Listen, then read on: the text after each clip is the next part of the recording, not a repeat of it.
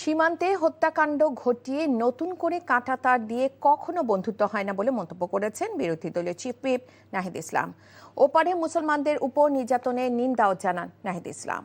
বিকেলে রাজধানী diploma engineers অ্যাসোসিয়েশনের মিলনায়তনে ইউনাইটেড ওলামা অ্যালায়েন্স আয়োজিত শাপলা চত্বর গণহত্যা বিচারহীনতার এক যুগ শীর্ষক আলোচনায় তিনি এসব কথা বলেন। শাপলা গণহত্যার বিচার না হওয়ায় 24শে জুলাই আবারও গণহত্যার ঘটনা ঘটেছে বলে মন্তব্য করেন বিরোধী দলীয় চিফ হুইপ। ফ্যাসিস্ট সরকারের আমলে বিচার বহির্ভূত ও মানবতা বিরোধী সব হত্যাকাণ্ডের বিচার করার দায়িত্ব সরকারের বলেও জানান নাহিদ ইসলাম। এ সময় ট্রাইব্যুনালের মাধ্যমে 2013 সালে 5 মে শাপলা চত্বরে নির্মম হত্যাকাণ্ডের বিচার দাবি করেন বক্তারা।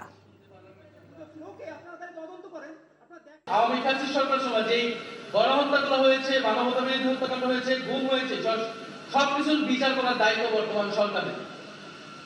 আরেকটি বিষয় বন্ধুগণ, আমরা দেখছি যে আমাদের সীমান্তে আবারও হত্যাকাণ্ড হচ্ছে এবং সীমান্তে আবারও নতুন করে কাঁটাতার দেওয়া হচ্ছে।